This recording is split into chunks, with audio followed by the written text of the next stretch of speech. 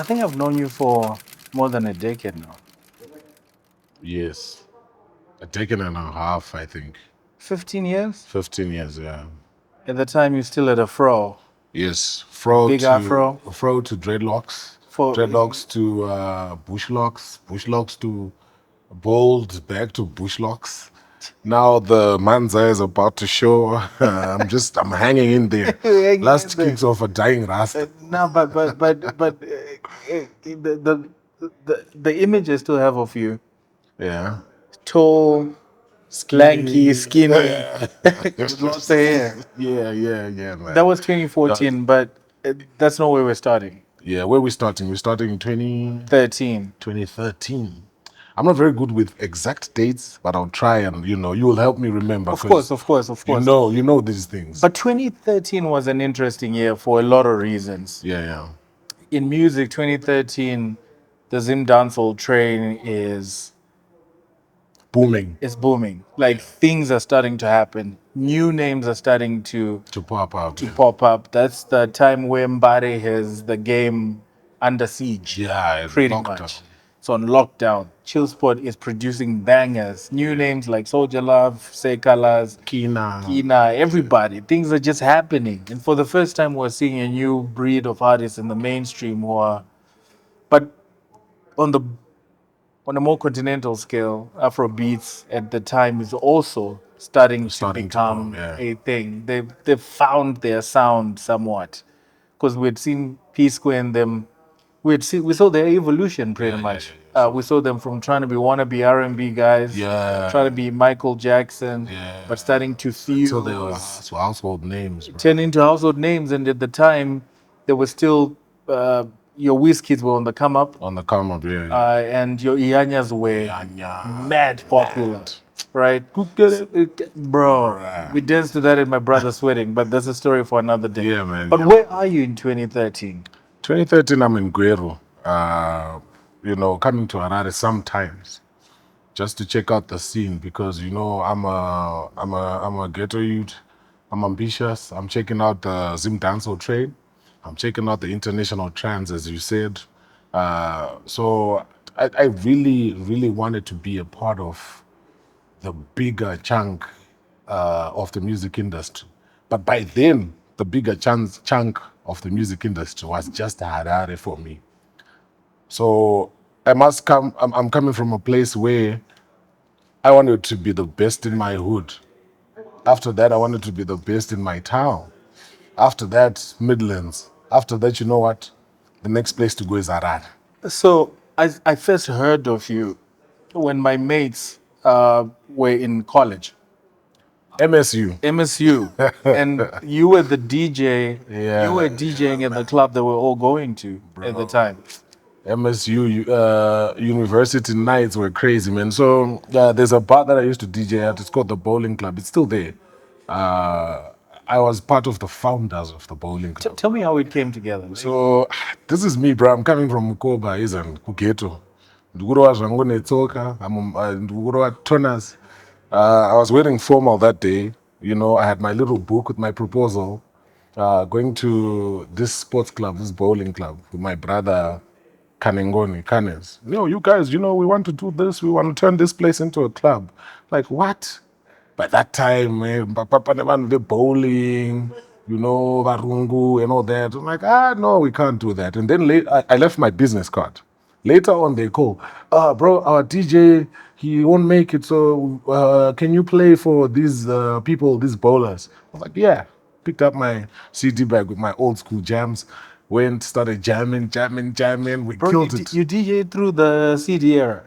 I started with tapes, my guy. You said 2013. Should we go back to tapes, bro? No. TDK. No. Give me a flashback. Yeah, like, quick. So, we play at this joint, me and Canes. They say, okay, come and talk to us, your story. And then we start pitching.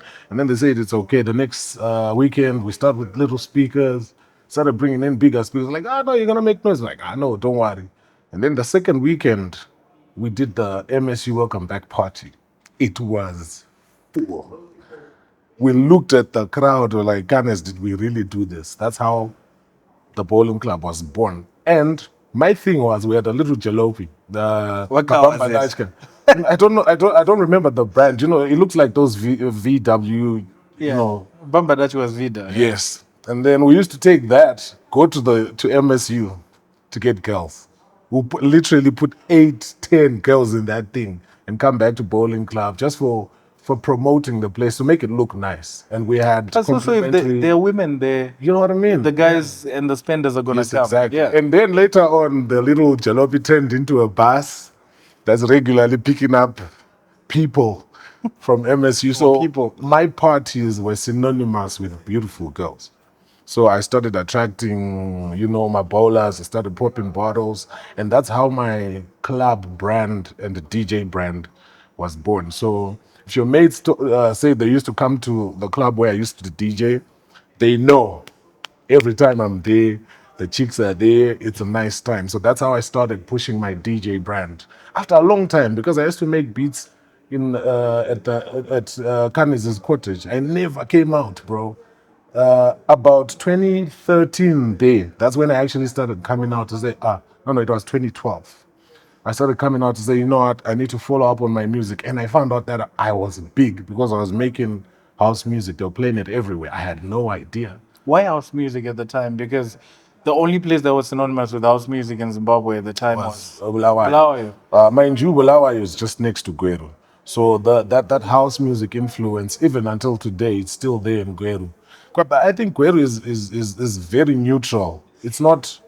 That's the other reason why I think that the dopest producers come from Gweru, because we are in between Harare and Joburg, and closer to Bulawayo. So our music taste is not diluted by society. Is more Like in Harare. In Harare, if you go to this club is the same music playing. no, in case you didn't know, like every month they give every DJ the same flash stick and they You know what I mean? just play the same but music. Gweru is unique because you get people that listen to old school R&B, hip hop, dancehall.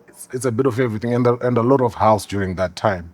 So that's what I think. That's So you're why I making think. local house jams. Yeah, I used to make them, bro. My inspiration, DJ Cleo, Escalane. Bro, I'll tell you another story.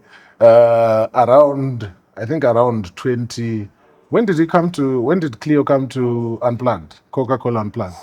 It should be mid 2015, 2016, Yes. somewhere there. I saw the guy, I froze. I've seen Burner, I've seen, my guy TK has introduced me to everyone, Mr. Easy, what. I saw DJ Cleo from South Africa. I froze. I'm like, That's like my hero. that's the guy that made me. I was listening to Cleo, trying to release my mixtapes around 2013, as you said, mixtapes. I'm in the cottage making music every day. I had no idea this stuff was being played everywhere. When I came out, I was a superstar. There was even a DJ Tamuka that was there. I'm sure this Masquerading guy, as bro, DJ I'm sure this guy was like, this guy doesn't exist, so let me just be DJ Tamuka. But 2013, are you producing people yet? So 2013, I was more of a beat maker than a full producer. So because I had my mates, we used to record each other, but never on that level, because mind you, in Gweru, Power FM has moved from Gweru to Harare. So And that changed a lot. Yeah, so artists are all in Harare.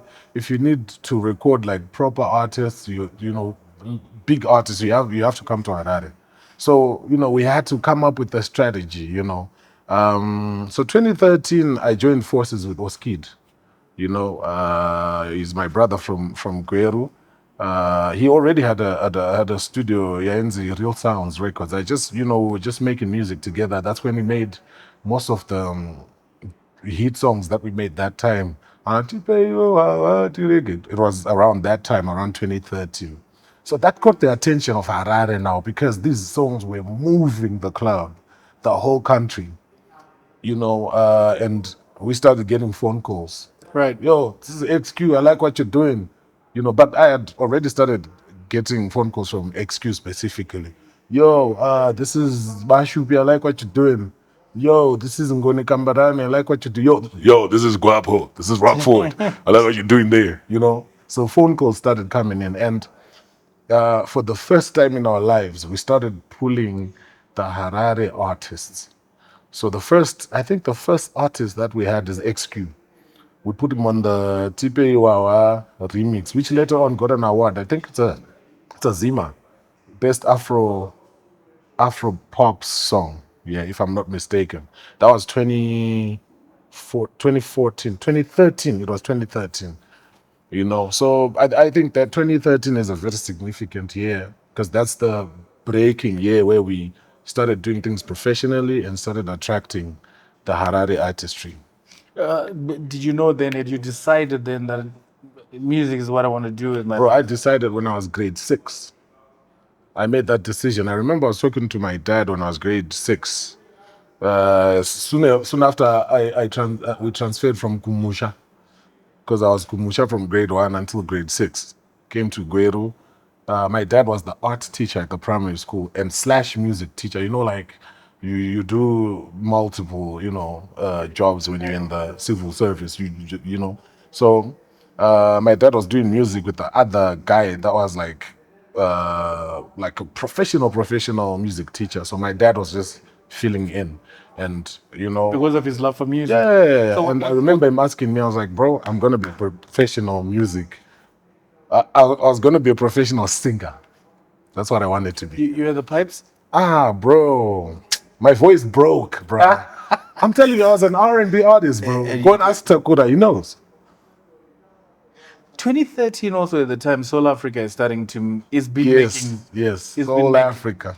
For context, South Africa is I met South Africa at the time when they were being managed by Titan, Oh yeah. because Titan is from Waterfalls, and Whoa, yes, he's I a don't Waterfalls know. boy. And at the time, Everybody's from Waterfalls. man. Takura was staying at Titan's house. Oh yeah. Right. Oh yeah. And at the time, I think around that time as well, Titan is managing Cynthia Mare, Cynthia Mare, exactly. and he's managing South Africa. Abra tribe. Yeah, and it's that whole gang. Yeah, And yeah. at the time, Titan, I'd met him years before when he was still trying to rap Oh yeah. and do all that, but he had gone into management. That's when I met South Africa, and it was him and Takura and Adrian Tate. Yeah. That's 2013 around that time, and they were killing it. Yeah, but it was Takura and a guy called Donny Pound first in Gweru. Yeah. And then But they called South Africa there. yeah, they were called Soul Africa. So life happened, man. My guy, so Donny Pound, it was always the three of us. Me, my cousin called Mega, and Donny Pound. We used to sing together. I used to make the records. We grew up together from Superman.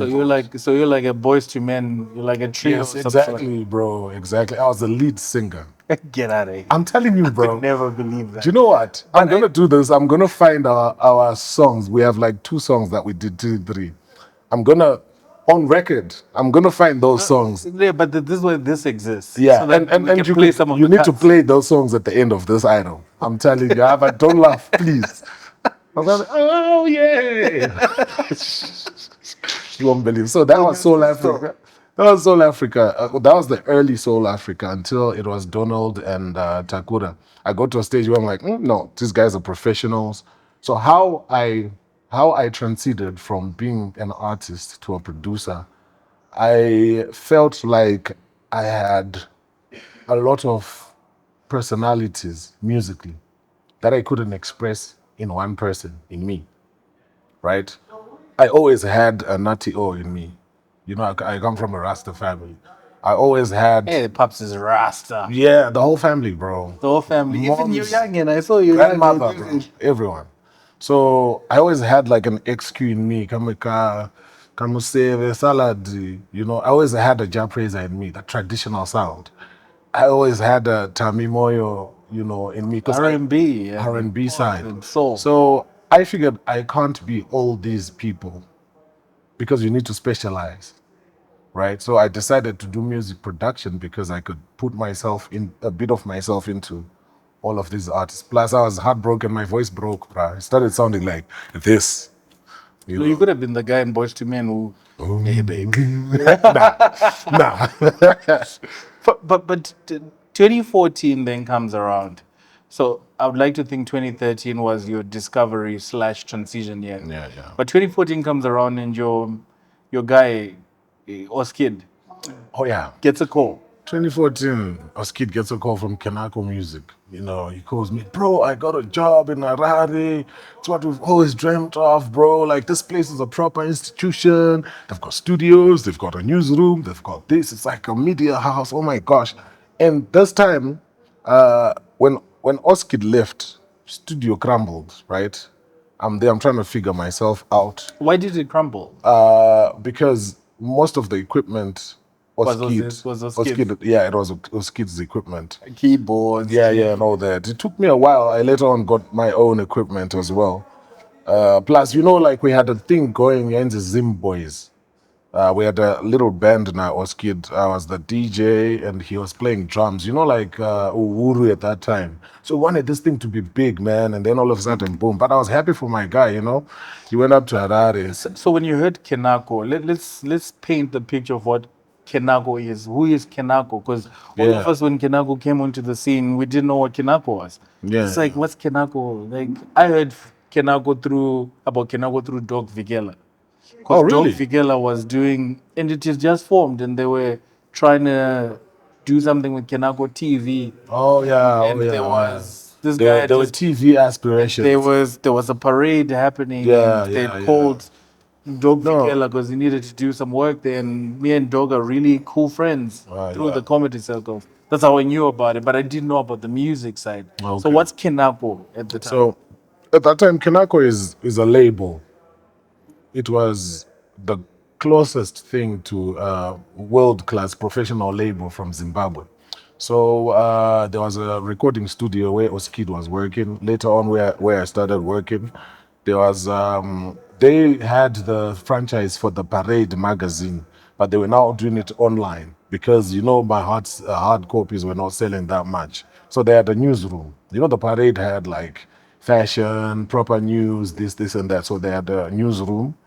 And they had a full-on marketing department and A&R for artists. Who owned this institution? It was a guy called Peter Gwaza, Dr. Peter Gwaza.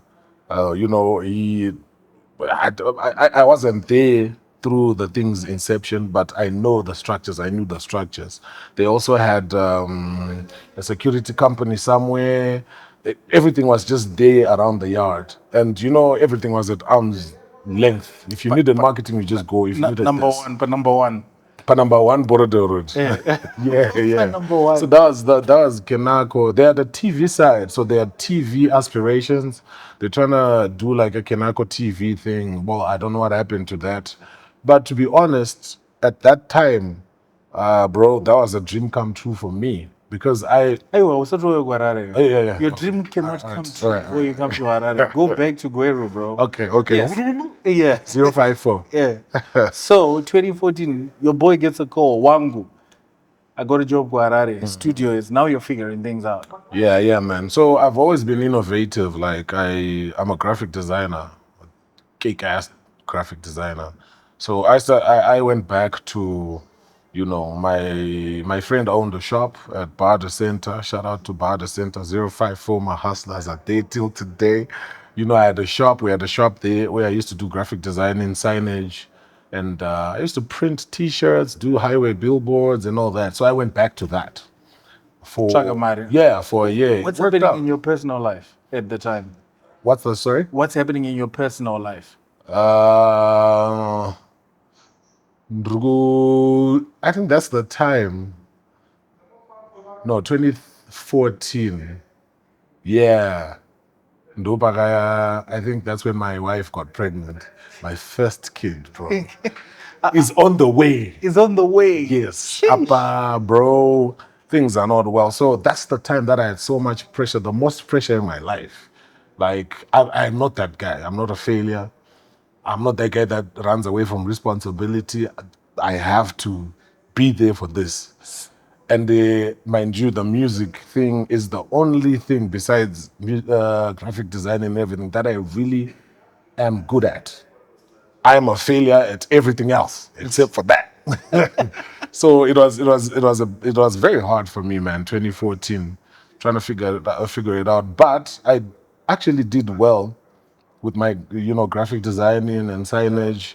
You know, we ended up having a few contracts. I will billboards. This is almost forgot about music during that time. Almost. Pressure.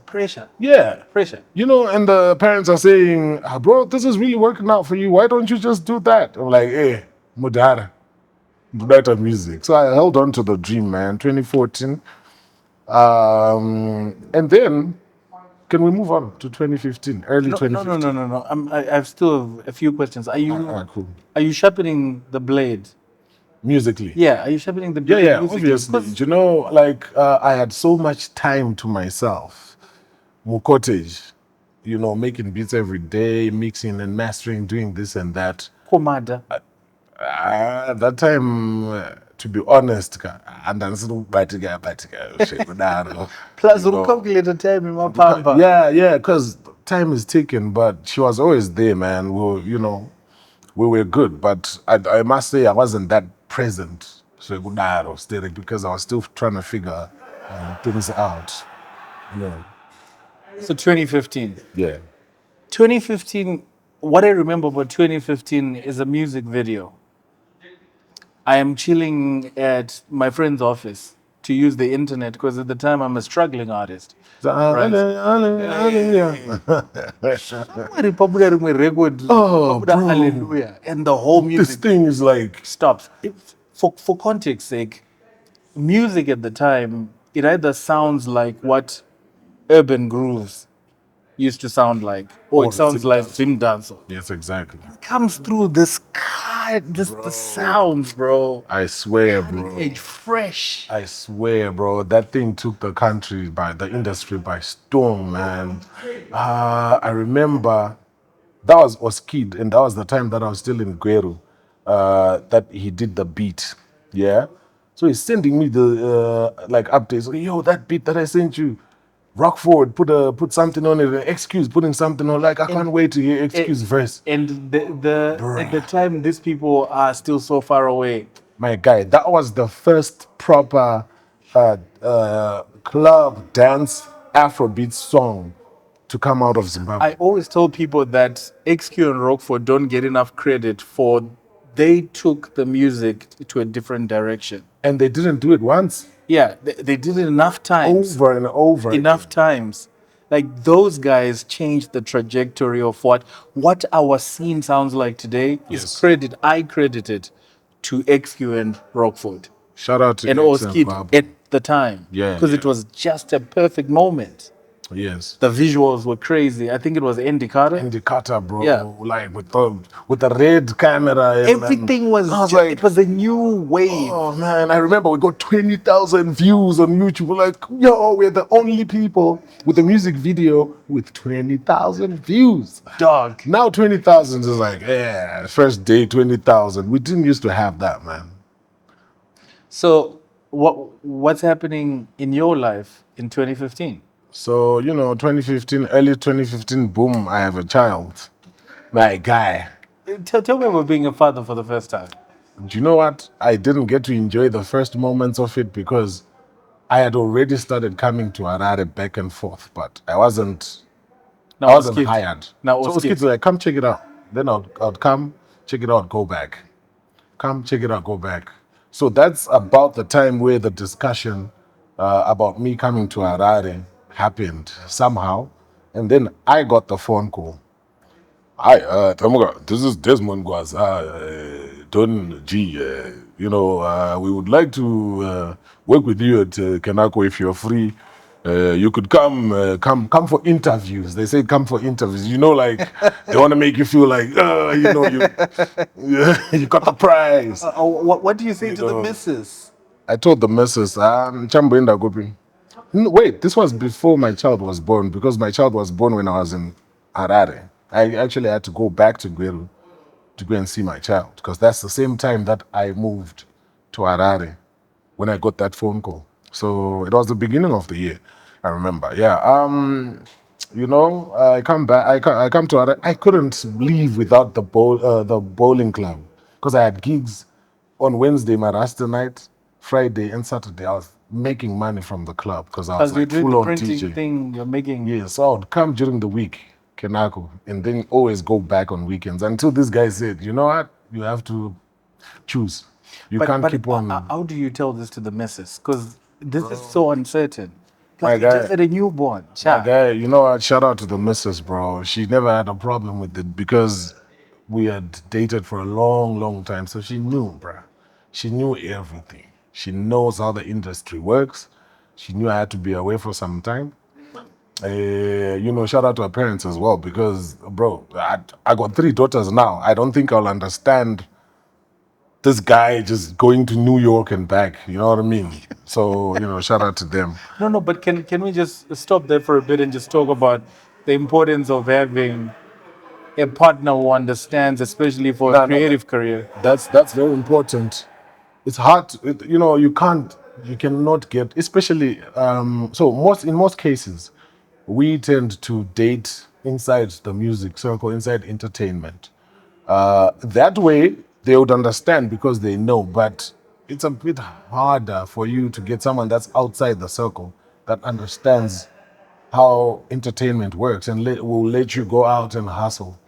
So, you know, we took a long time dating the madam. So to in the disco club sometimes, you know, sneaking out of the house and that. She even started DJing at some time. And I had to stop her because I was jealous. She was damn good at it, you know. You know, I had to stop. So she understood the ins and outs. So she let me go, bro, to Harare to try and figure out life. 2015.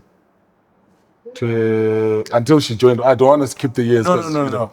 2015. Take me through the process. Like it's one thing coming to Harare and going back. It's another thing coming to Harare to stay because now you have to figure out friends. You have to figure out. All of a sudden, where you buy bread becomes important. Yeah, sure. Where you buy chingwa, murio becomes important. Yeah. Now you have to make friends. So I think the most important thing when you're moving, like to a new city, it is your anchor. There has to be that one person that you depend on to say when things are hard, when shit gets hard, bro. This is my anchor person because you can't just move. I don't know if you can just pack your bag and move. There's no one. Oskid was there, but he was also concentrating on his life and his career. My anchor became XQ. So, and also you need that guy, where they are onto something, they have a vision that's colliding with yours. And you can have a 10-year plan with them and say, you know what, this person is going to be relevant 10 years from now. That is exactly what I need. So we need to join forces. So I had XQ became my anchor in Harare. So that gave me more confidence to say, you know what, this thing will work out because X also has kids, has also got a family. So he's pushing, I am pushing. So there's no way that guy will never let me down. So something to 2015, Oskid instantly becomes a superstar. Instantly, bro. I knew it. Not just, he's the guy who's producing for Rock and X, but at the same time is the guy producing the hottest dancehall rhythm. Yes, bro. And is giving dancehall a facelift. Yeah, definitely. And what I remember about 2015 Kenako is Kenako Volume 1 drops. And it's And mad. my goodness. Changes everything. Yeah. So, man, 2015 was big for Oskid, for me as well, because that's the time that I started showing my skills in Harare. You know, I had my laptop. So the day that I came to Harare, I bought, this is me, I'm hiking. Before I hike, I bought my $1 earphones, parink. Got to the road that I'm hiding because I'm also Mr. Famous. You know, I'm in my hoodie there. I don't want to be seen hiking. You know what I mean? Hood famous. You know, I get onto the thingy and I started making beats on my laptop because I had a big laptop like this that had a big, long battery life. Made a couple of beats. We'll talk about those beats a bit later. Okay. Because it's not 2015 now. We need to talk about 2015. 2015 things are starting to change. Yeah. Jah is Jah is killing it. Jah is just killing it. It's about Watoramari was a bit later. Is the year after that. Yeah. But Jah is killing it. Now he's also started. It's undeniable. This is the guy. Yeah, yeah, At the time, like, who's our guy? That's our guy. Yeah. Right. Like that's our guy. What's the state of music at the time? So I think that year, that's one of the most important timelines in Zimbabwean music. If we look at it, is 2015, because Afrobeats, as we said, is picking up around 2013. 2015, it's very popular. It's popular, and they found They themselves. found themselves. Jamaican dancehall is starting to not be that. Yeah, it's starting to tank. It's just starting These are to the tank. alkaline years. Yes, exactly. Zim Vibes Cartel dancehall is is- going up as well, and Kenako happens. They take Oskid and Tamuka. So we had a different musical feel because we were not influenced by society. That's the thing. I'm always saying this about Harare. Sometimes we need to get out of Harare and go to Bulawayo and see how they're doing their things, because we were so raw, bro. And everything that we used to present, we were self-taught. We were presenting ourselves. We had our own sound, our own software. Because until Oskid came to Harare, I doubt there was any producers producing in Cubase. Everyone was doing Fruity Loops and vocals in Fruity Loops. So Oskid was one of the first producers that was making a full record in Cubase. So with the change of the DAW, the sound just changed. And he was playing keys and mixing with digital. So most people were not playing keys. It's just mouse. So at that time, people were like, what? This is a new sound. So we brought ourselves and our authentic sound to Harare. And this was not a mistake, bro. If Oskid is watching right now, you know what we were talking about in 2012, 2013. We were like, we need to go and fuck these niggas up in Harare. We got so mad, bro. Like, we would listen to the top charting songs. I'm like, We can do better than this, man. you know what I mean? No disrespect to the people that were doing music then, but I just felt like more could be ambition. done. You know what I mean? And we're in Gweru, bruh. We're fuming. So when this happens, and we are both sitting in a studio looking at each other, Oskid like us, and like, yes, it's that time. Let's what? Fuck them up like we planned. Jah Love is killing it. Soldier Love, bruh. He's killing it. And like, I think that's about the time that he became like Chibaba, because he was coming from that Kina era into the Killer T. Is on the rise. Bro. But do you know a moment that I remember from Kenako Volume 1? There was a song there that became it didn't do as well. But I remember playing it on radio because at the time I was on ZFM. Okay. It was Which one? Nutty or Kwandavakure. Oh, Kwandavakure, man. And you were one of the first people who I remember being vocal about Nutty. About Nutty, yeah. I remember this because around that time I came to the studio and I was visiting Guapo, Rock, yeah. just to see him and Chichichi. Yeah. And you guys started playing music, and the first This is what we're doing. one of the first records you played was Nutty. And I remember you saying, this kid is gonna be one of the biggest things. Nutty, man. So when I came, I think I met Nutty in 2015, right off the bat. But Nutty was an underdog at the studio. You know what I mean? Because there was guys doing big moves and all that. But I really liked his style, the patois, and the way he used to mix it a little bit with Shona. But that got better as we started working together because, mind you, we're working with the label. The label wants hit songs. Sekala just released a hit song. What do we have? Nutty tipo song Shona Shamar. So, Nutty got a lot of resistance from the label, from people, from stakeholders, even some artist friends to say, you know what, bro, you need to sing Neshona, bro. You need to sing Neshona. But we would still come back every Sunday because it wasn't that busy. That's the day that we used to record our stuff, experimental stuff with Nutty. Or, you know what, we need to do this. Okay, let's put a bit of Shona. Let's work on... I don't think that there's anyone that can switch from Chirungu Shona flawlessly better than Nutty from Zim. He's like... You won't even notice it. But sometimes Nutty song is so effortless you won't notice that he's singing in 2 languages. It's like one now is discovered his point. So that's about the time that we were making music na Nutty O. That's when I met Nutty O, and later on did the first record was Kwanda Vakure. We did it on a Sunday. I remember the Sunday. So after a heated argument with one of the label executives, we argued with Desmond Gwaza. Desmond Gwaza was saying that Nutty O needs to do a Shona song, and I was like, no. And I was looking at Burna Boy, bro. That's the time when Burna was on the rise as well.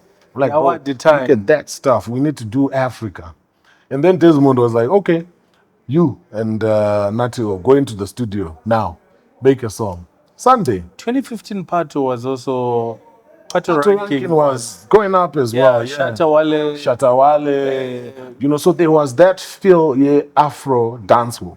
So I always knew there was a place for Nutty O because Shatawale, Pato ranking, you know. What's the guy? Stoneboy was on the rise as well. There was the group from Ghana, R2Bs. Yeah, R2Bs. Remember the Rasta guy from R2Bs, man.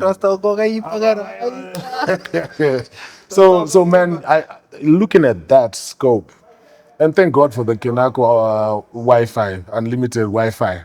That really played a big role because internet was not that available during that time. So we had unlimited Wi-Fi 24/7, bruh. That's on the boss's card, black card, whatever.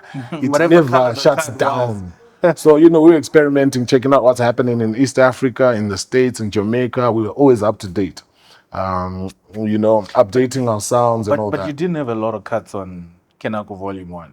Yeah, I didn't, man. I was still an underdog that time. So you and Nutty are underdogs at the studio. Yeah. So it's underdogs working in the background to create something special. To be honest, you know what? The controversy of it is Zim Dancehall took over the studio.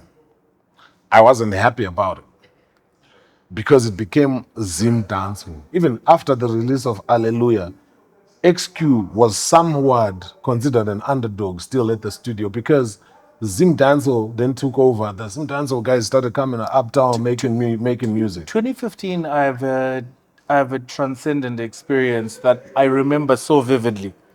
Ndakwira Mkombi ndikuenda ku Borodale. Ndikuva Borodale. I know that story. Ndikuva Borodale. Wangu ndova patanga kurira rimwe tune. Anza wangu anditomboziye ndaskati this is a stanza machuna atatobva kumapiwa pagedhe. Then I took note of the words. Oh yeah. Nandenda pa internet to try and look for it. I couldn't find this tune. And the tune was Mudendere. Yeah. I was like, I'd never heard anything like that. Bro, do you want to tell the Mudendere story? You could want to tell. Then a week later, that record is everywhere. I was like, okay. What's the Mudendere story? Mudendere story. The studio, the label, that's where I live at the back, at the cottage, Me and Oskid, we stay there. Oskid, early bird all the time. He wakes up, goes to the studio. I'm a bit lazy. I'm used to the club, waking up a bit later. You're the night owl. So I'm at the house. I wake up. I see this guy. I'm like, yo, who are you, bro? And we were together. We were drinking together yesterday. So where did you sleep? And I was like, okay. So what's up? He's like, can I freestyle for you? This guy starts doing. And I was like, no, can you remember the first 4 bars? Let's go. We go. Oskid, honor. Yeah. This guy was freestyling yesterday. It's dope. You know what? Nutty O was on the studio. So that beat was Nutty O's beat. 50 caliber rhythm. Yes, he's got a song on 50 caliber, but we later on made it a rhythm. So Nutty had gone to Sam Levy to get food. Because the studio was just down the road. From Sam Levy. Number 1, yeah. Yeah, number 1 Borodale. So he's like, let's record. This guy just gets into the booth and just kills it from start to end. One take. And then, Oskid is a perfectionist. He's like, no, let's fix this part, let's fix it. And then we look on the window, the main window, from the drum live booth, because that was close to the main door. All the chicks from the reception are there, all the, with my corporate afana, we look again, the boss is standing there. I don't know how they heard. I think the boss is standing there. We finish, we call them in. If you listen to them, there's a whole lot of vocals there. We can call the chicks from the reception, just come and say, Mudendere. And then the record was done. As soon as the record was done, the boss was like, bring out the flash drives. A whole bunch of flash drives. Put the song there. Go by road for number one outside. Give it to combis. So I think that's the exact moment that you were going to town. Because this guy's got the music on the flash. You also got a shout on the record, guys. Yeah, DJ. I was engineering. I was helping out with the engineering of the record. It just went off like that, and then It was insane. yeah, And I dare say that this period has to be 2015, 2016. 2016 Has to be one of the most successful times in in the music business in terms Yes. of money exchanging hands. Definitely, yeah. Because things started. That's when we started. Oh, we can upload music onto stores and all that. We can actually make money. So there was now a bit of income from the music, and we had started making doing live shows as a label. Would go from city to city with XQ, Rockford, and I say Kala, sometimes Killer T, all the artists. Tauramandev is there, South Africa is there, signed, Nutty. Oh, so we were like a movement. We just go and sell out venues and start making money. We get money from the label would make money. I don't want to lie. I was like on my salary. That came sometimes. So 2016, let's move to 2016. Yeah. What's happening in 2016? 2016, I'm starting to be more in the studio now because remember we made Kwanda Vakure with Nutty O. 2 weeks later, it's playing on BBC One Extra. It's making waves. I'm getting phone calls. Oh, that's nice sound. You need to push it. I remember Edu calling me saying, Tamuka, this is the new sound of Southern Africa. You need to push it. Do you know how much inspiration shout out that to was? Edu. Shout out to Edu for always pushing DJ Zimbabwe Edu pushed music it, bro. and having a space for African artists who are not exactly the mainstream. And he's not from Zim, bro. He's not from Zim. Pushing Zimbabwean music, that was really significant. That's when we started hearing Anasimba tags by BBC One, Tamuka, and it's just a handful of people, So 2016, what's happening with you 2016? So 2016, I'm more in the studio because you have to gain people's trust. So when I joined Kenako 2015, I was hired as a producer / graphic designer. So I started doing everything, all those graphics, logos, everything. I was the one doing websites, and all that material. But there is stigma in the studio because Oskid is already there. He's making dope music. So I'm also trying to find my place.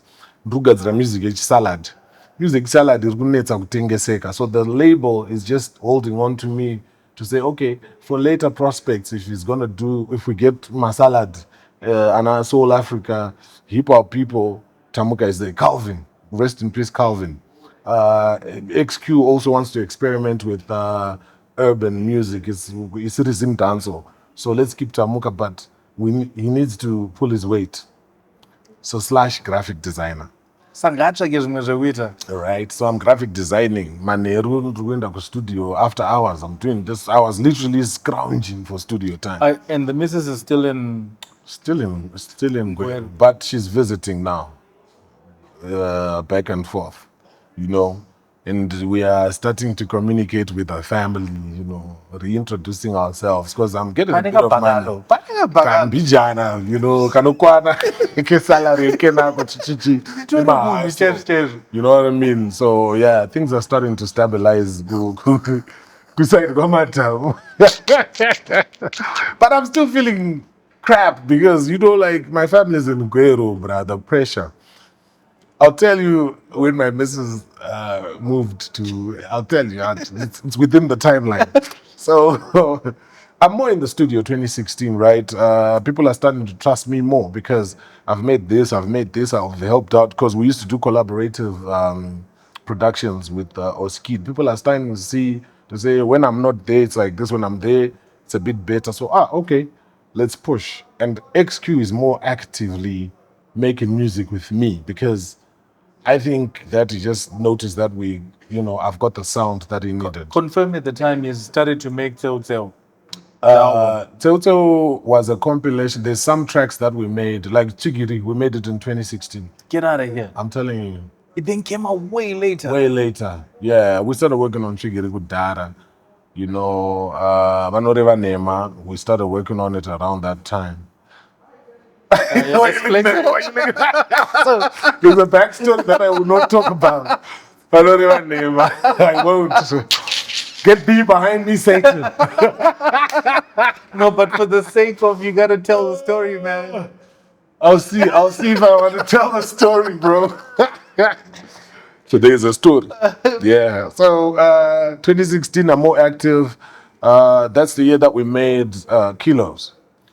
Kilos, man. Kilos, man. It has to be one of the finest. So that's the beat that I made when I was on the bus coming to Harare in 2015 flashback, you remember. I made 2 beats. I made 2 beats. That and Vanoreva Nema. It was still like a demo. Yeah. So, I'm there. I made that. I've made a couple of Soul Africa songs. Anatore Mandevu, a couple of Nutty songs as well. When did we do Jakanaka? I'm about to tell that story. Was it 2016? It was 2016, right? 2016. So tell you what, I come to the studio. Crap, you were there. But was it after X? Before X? Okay, all right, cool. Before X, I come to the studio. Guapo is not there. Oh yeah. Right? I'm like, cool, where's Rock? He's like, no, he's not here, GG. We hang out outside. Then you're like, let's go in. Then you play the Jaganaka and it's a demo. The demo version. And it's the demo version. I'm like, oh my goodness. Was that a Sunday? It should have been a Sunday. I forgot what day it was.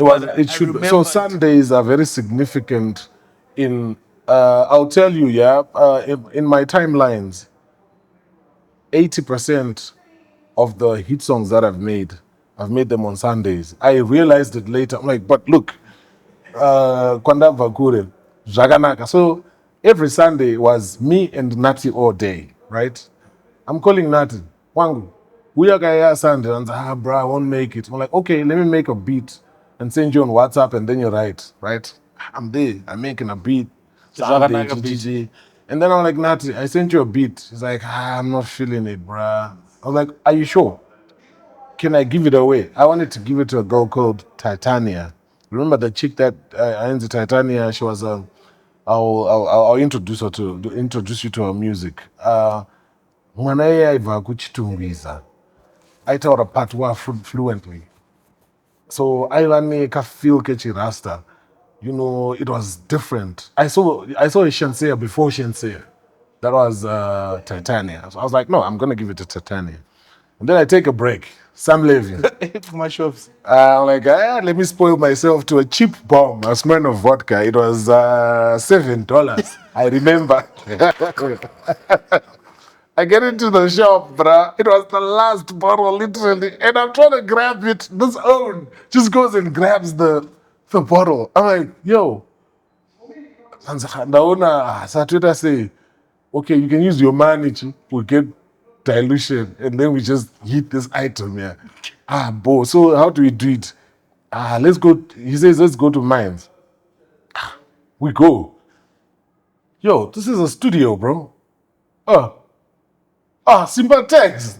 So Sympatex stays very close. Very close to the shops, right? Tamuka, I was looking for you, bro. Oh my gosh. It's like, let's go to your studio. I'm like, yeah, let's go. We walked. It's walking distance. We're there. I start playing that beat. He's like, bruh, this is it. And I called Nat. It feels like a freestyle. Bro, I called Nat. I'm like, Nat, are you sure? He's like, yeah. And then I just, Simba is in there doing this, doing that. I'm like, let's just record. But I still wasn't sure because, I'm a very loyal person. I'm like, you know what? Nat is going to need this beat. So I wasn't very sure. I'm like, let's record a demo, And then he gets in the booth, he's stacking up his vocals, riff raff all over the place. You know, he's a creative person. I couldn't see the pattern. So he came, he's like, take that out, that's the chorus, cut that, put it. And I'm like, It's insane. bro, this is sounding dope. And then he finished the session. He's like, save it, give me the files. And then he went to them. I'm like, but you know what? We're gonna re-record tomorrow. He's like, and I'm like, you know what? We're gonna re-record tomorrow, right? And I was like, no, boss, that's the final. And then he went, he mixed it. So later on, that was before XQ came the next day. I think that's the day that you came. Yeah. XQ came the next day. That's when I sampled you the song. That was even before Bashupi, right? But she was not even there. It was just text. Monday, that's when X came. He's like, I want to put a verse on there. Puts his verse. Bashupi later on comes, puts the verse. Simba comes to the studio with the whole transformed song. I'm like, who is this? You know, the sound he was mixing and mastering, this and that. And then there's that DJ Tamuka. It wasn't there before. And then he put it from his studio. DJ Tamuka, yeah. Bruh. And that just takes you to a Until today, it's an ad. That's every time I meet people, especially in the diaspora, they don't say DJ Tamuka, yeah. You know, that really put me on the map. I feel like that was like my first hit song. I enjoyed Kenako Volume 1, but Kenako Volume 2 is probably my favorite. Yeah, it was good sound. It was good sound. It was so futuristic. It felt like where the music needed to go. Yeah, It did good cuts. There were some good cuts there. Yeah, sure, man. Volume 2 was dope. But around the time, Takura is parting ways with Adrian. Yeah. So with Adrian, Soul Africa is no more. Takura is starting to pursue a solo career as Takura. Do you know what? He sent me a song. He's like, DJ, I was just trying out something. Can you listen to this? And I'm getting pressure from my friends to release it, you know, but you tell me what do we need to add? And then he sends me Zino Irema. And I was like, bro, you need to release this thing right now. And then I was shocked because I'd never heard Takura rapping. I know he used to do like a little Nelly singy type of thing. But I wasn't surprised. You know why? Yeah. Pakanamba. He rapped. Oh yeah, he rapped, but it was soft raps, like, you know, like breezy rapping. Breezy. You know what I mean? But you need to look for Kanamba. If you haven't heard Kanamba, Soul Africa Kanamba, you need to check out that tune. Yeah, no, that was a dope tune, man. It was good times. But 2016 is also very significant because that's when you're working on Rocky's Rockford Gold. Oh man, Rockford Gold album. One of the, personally, I feel like that's one of my most prized possessions, bro. That album means a lot to me. I dare say that in the past 5 years, in the past 10 years of Zimbabwe music, Rockford Gold is somewhere there. Like it's you know, it was not the perfectly mixed and mastered album that's decorated after production. No. For me, it was the journey and the articulation, the details, the what on them, and the balance of the genres that were there. It was amazing, and you know, it was a really nice time working with Guapo on that thing. We spent at least 1 year, 1.5 working on some of the tracks earlier, but we put them together into that album. I feel like that's one of my most prized pieces of work. Rockford Gold, if you can get it, if you haven't heard it, go get it. You need to look for it. Rockford Gold album. Mad thing. It's beautiful. And that was the time. It's a bit forward, but that was the time when Oskid left Kenako now. And why did Oskid leave Kenako? I guess it was growth because, you know, Oskid. Which year was this? 27. That was 2017. Now. Yeah, so let's go to 2017. I'm fast forwarding. Let's go to 2017. That's when Oskid leaves, and I'm by myself at Kenako. It's a whole institution. I had a roster of about 6 artists that I'm handling by myself, and the other Zim dancehall guys, they're starting to trust me now. We're now starting to do singles with them. You know, I'm the man. But Oskid leaves with with the whole. He lives with a lot of artists. Yes, yes. 4 Million Dynasty, if I'm not mistaken. Oh no, wait, Million Dynasty. So Million Dynasty was before. I think it was late 2016 or early 2017. It's late. It has to be late 2016. Yeah. So He even- left to form that. He even left with some of the execs from Kenako Music. What are you talking about? He left with the executives, bro. Kenako was falling apart. He left with Desmond Gwaza. What are you talking about? I'm telling you, The son bro. To the boss. the heir to the. But you must understand, like, his position. So this guy is the guy that found Oskid. He found DJ Tamuka. He found the artist. So he's presenting a vision to his father, and his father has got the muscle and the money and the will as well, because he liked music. So basically, this guy is the bridge between the father, the serious guy, and the artist. So somehow he was the go-to guy for everyone. So him seeing this institution falling apart, I think he saw it to say, bruh, you know what, this is the major chunk of the institution. I might as well go and be a part of it. But he used to come back to Kenako and talk to his Bali, and his Bali would say, what's up there? I know we're doing chichi, but there's this and that. So he was like almost both sides. You know, I don't know if he was like spying on Million Dynasty for the Bali or something, but he was a part of it. He was a major part of it. And Oskid had already started to work underground with Yes, yeah. No, that was after. Yeah. it was around that time. Yeah. Because Disappear came around that time. Yeah, slightly before. Slightly before. Yeah. Disappear was done slightly before when he was still at Kenako, but he had gotten the contacts now. So this guy is recording everyone, bro. Say Colors, Killer T, and Celsius that time, Winky D, Million Dynasty. But I worried about Oskid Pigeon. I feel like he pigeonholed himself into the dancehall space.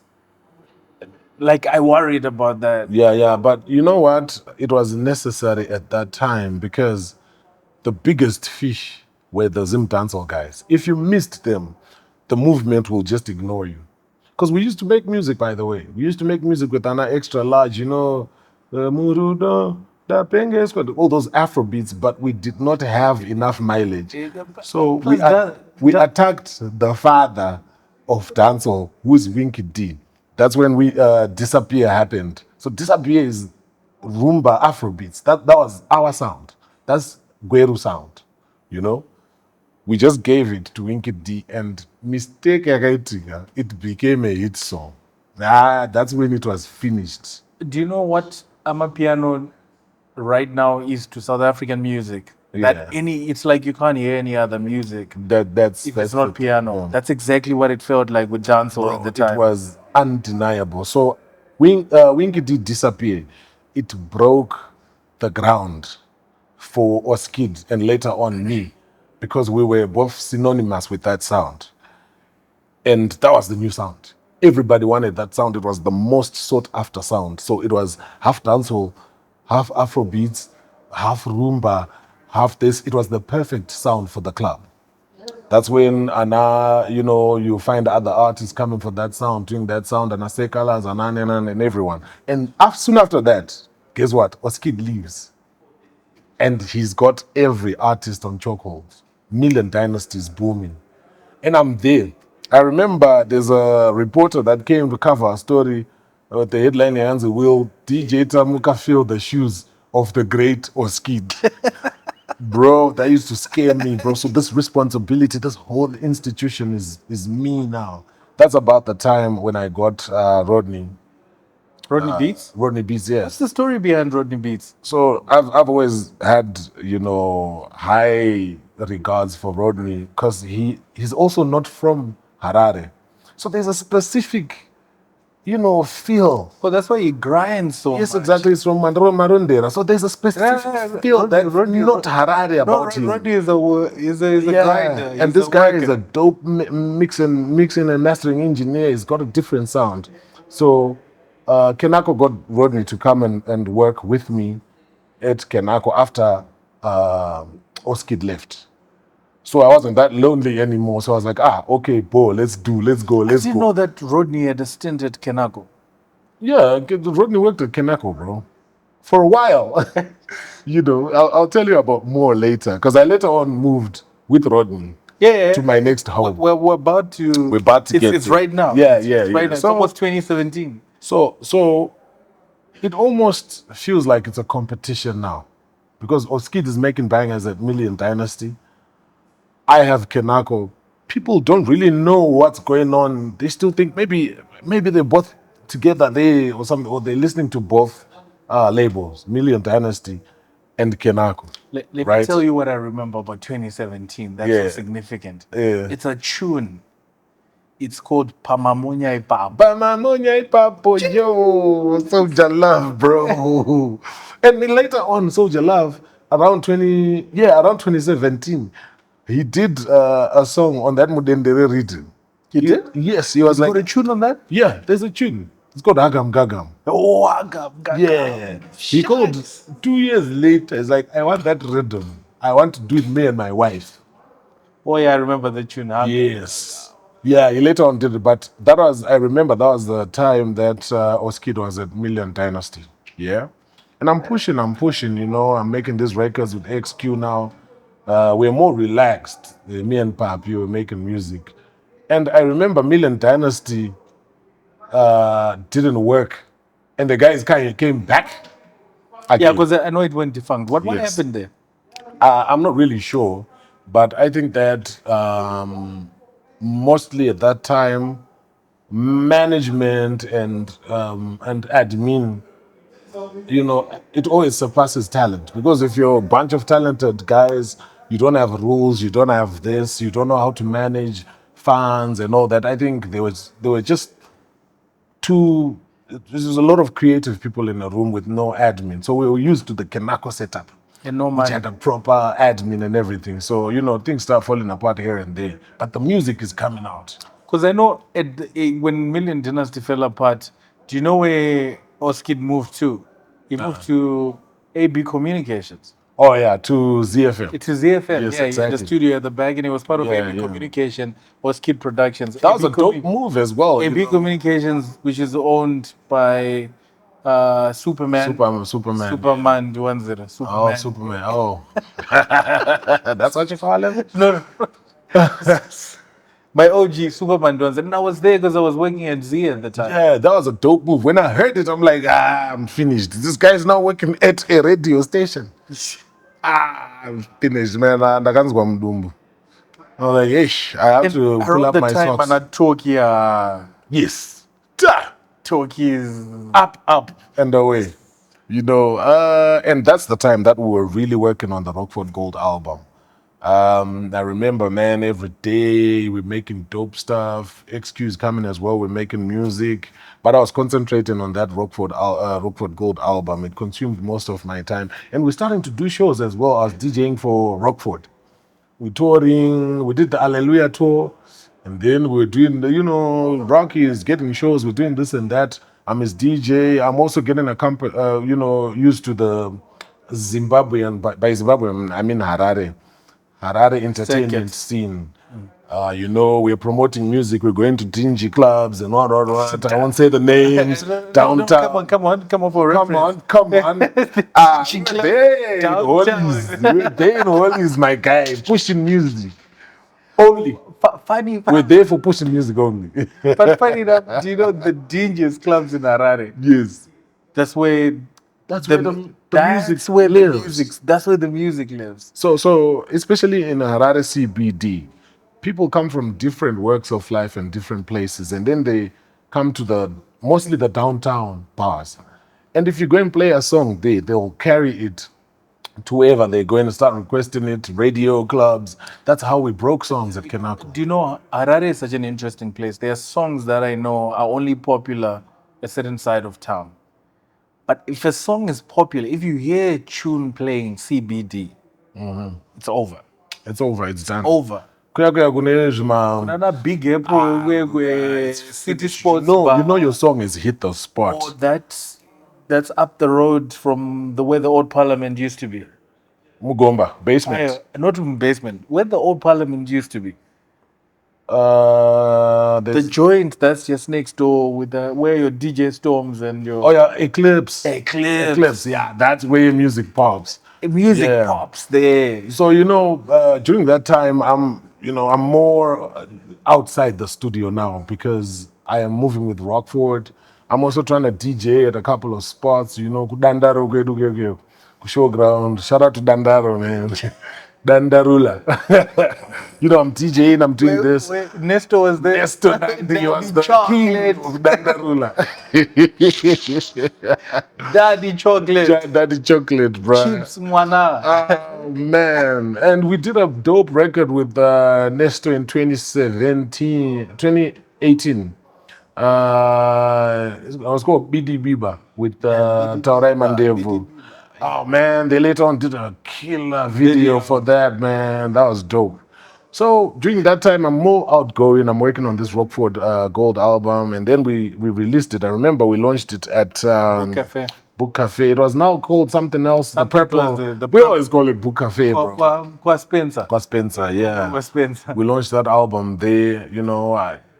It was a small little event. It was terrible. Because also at Kenako, the fans were getting a bit skinny now. It wasn't pushed. Yeah, so it's not like the a same. reunion. It's not the same. We actually had to go out of our way to say, you know what, we need to push this. It's been a while. We need to release it. And yeah, man, Rockford was unlucky, man. Yeah, it was just the wrong timing. It was just the wrong time. That album was perfect. But we are working on some new stuff and remixing the old stuff from Rockford album or Rockford Gold album. We'll tell you about that later in the timeline. But since you want us to follow the timeline, which year are we in now? 2018. 2018. Do you know what? I don't really remember. 2018, that's the time when we moved to MTM. 2018, right? It was 2018, isn't it? Where did you guys move? To be honest, the institution had fallen apart, bro. It wasn't the same. Like, you could tell, the boss is not going to tell you to say, I don't know what happened. Kwa Ari, he was concentrating on other things. Maybe the institution wasn't making that much money. I don't know. But the studio, the label was going down. And the first person to notice those things, who is it? X. It's like, DJ, still fire, but DJ, to plan, up. We need to look for our next home, man. I'm working on that. That's about the time when we did Jerusalem. With Freeman. Killer tune. And then later on did Vanoreva Nema, which I'm not going to talk about. Come on. Yeah. Come on. Yeah, we'll do it another time. I'm thinking. So it's more XQ now. We're looking for our next home. X is like around that time. Oh, before that, when Oskid was still there, Jah Prayzah did a song with XQ, Nonzima Moyo. So during that time, that's when they really have a Simbisa relationship with Jah Prayzah. So X is like, Jah Prayzah's just finished building his studio. Maybe you could go there and just make some beats for him sometimes, because Jah doesn't want to leave his office. It's like, how you gonna know to teach music? So I was just going there. XQ was low key saying Wanirati without saying it. You know what I mean? So I remember the first time I got to Jah's studio. I'm like, this is dope. Okay, cool. Computer irimo andine chadrive changu kachinema beats chichi interview sort of low key ndabairira because mfeso wangu Jewel Sim angatondudza kuti aiwa ndisandapinda mfanani uri kufanira kutouyawozo. How did you know Jewel Sim? Jewel is that guy. He's the glue. He's the glue. He's usually the glue. Yeah. So he's dope. He's the guy that you used to tell the problems or whatever. So he's like, mfanani irikutamka panapa iwo rutofanira kurachi craft but chingoita waisa but takatopedza diri bo nemufana wako Nutty O, because he was a fan ya Nutty O, bro. I go in there, bro. I look, Jah Prayzah comes in. This is soon after watora mari. Aiwa, pepe angatora mari. Angatora mari. Aita HICC Watora Mari show. Sure. The Watora Mari concert was crazy. And this guy walks in, perfume, I was intimidated. I'm like, hey. And he's like, DJ Ndebi, Humble dude. What you got? I pull out my hard drive, plug it in. I start playing beats. Dope beats. He's like, hi, DJ. Still got dry. Audition. And guess what you play? Pull out my samples. And I'm doing, and then it's like, okay, that's dope. Can I just put vocals? I export, gets in, and then it starts singing. That was my first song, bro, with Jah. And then, the owns and But he was starting to change his sound. Do you know what? We aligned perfectly because he had tasted Watora and he wanted to attack Africa. So he had to transit from Ana Aries to Afrobeats, Zim Afrobeats. But with still a traditional feel to it. And that's about the time when I showed up. And it was perfect. I always knew that Jah was good. I loved him as a songwriter. Props as a songwriter. Bro, we just clicked just like that. Chengetedza is probably the first song that, well, not the first song, but it's a turning point in my moment for my admiration of him as an artist. What a guy. Chengetedza is that moment. Guess what? That was the first song that we did. I was scared shitless, bro. Jah Prayzah, but we managed to pull that out. And then after that, Ons are like, so do you wanna come and do? I'm still emotionally attached to Kenako. Because, we've done so much, man. And I'm like, you know what? X, what do you think? He's like, do it. And then I just took my laptop, went to Jah, and I got into that studio, started making beats. But cool, Kenako, you had a house. Yeah, it was a crappy house, bro, to be honest. Is the missus now in Harare at the time? She's starting to come to Harare more frequently now. So,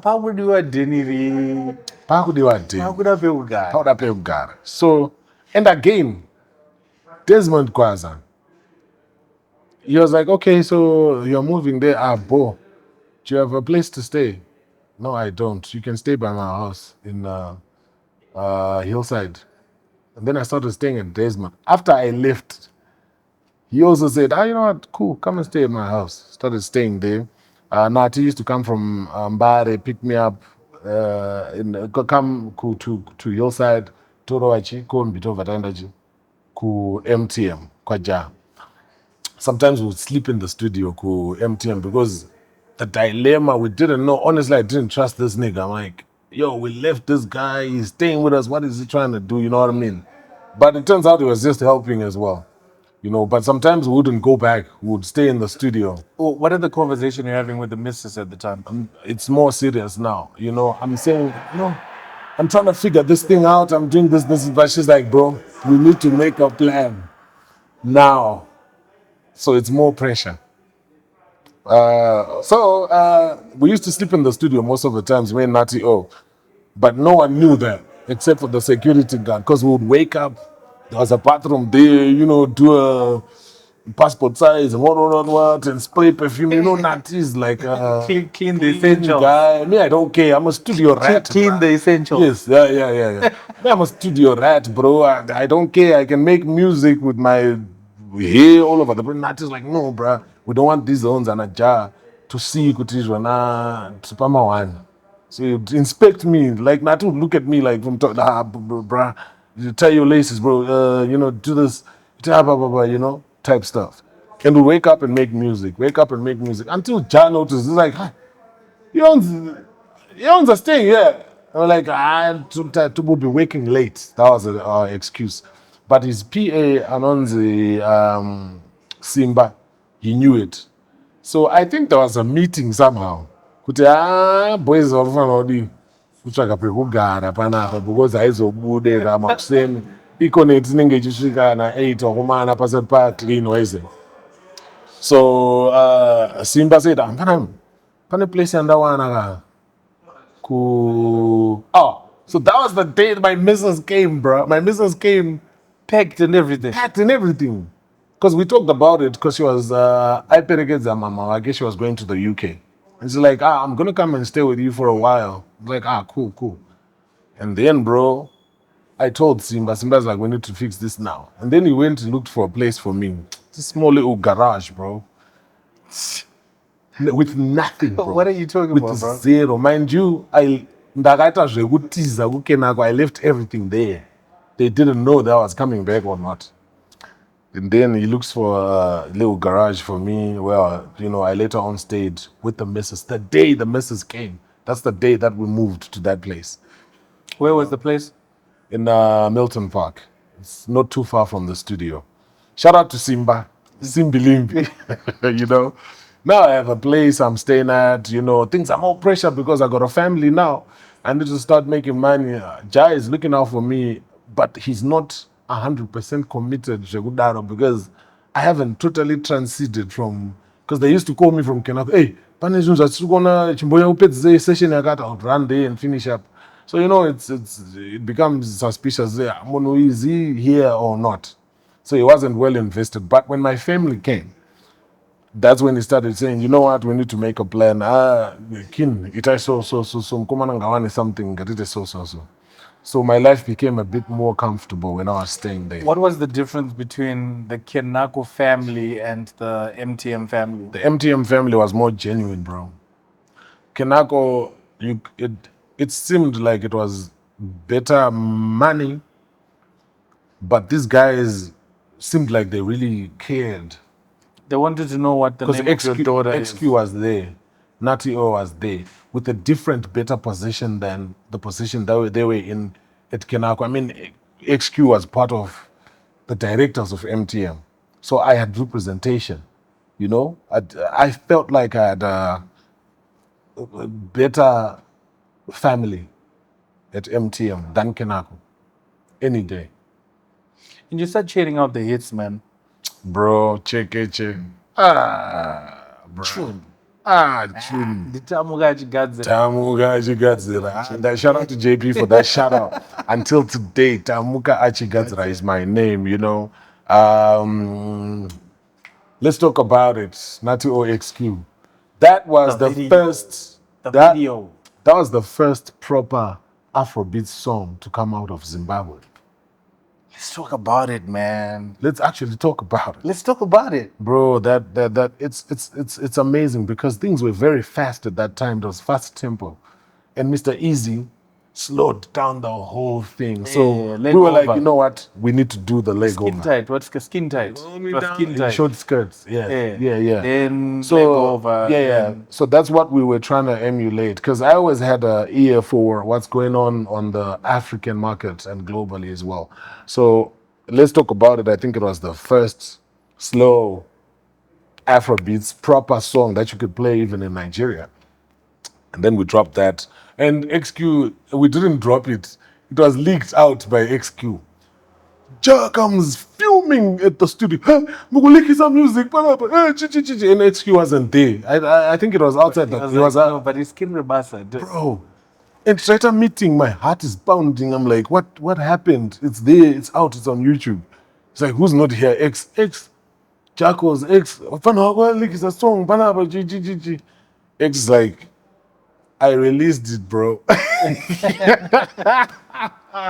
And Jah starts laughing all of a sudden. It's like, all right, because Jah has got high regards for XQ. Blast. And I don't know if it's you, boy. And you know what? It was the perfect timing. The song just took off. The song popped. Yeah, the popped. Video came, it made it even bigger. We did it at Pablo's, bro.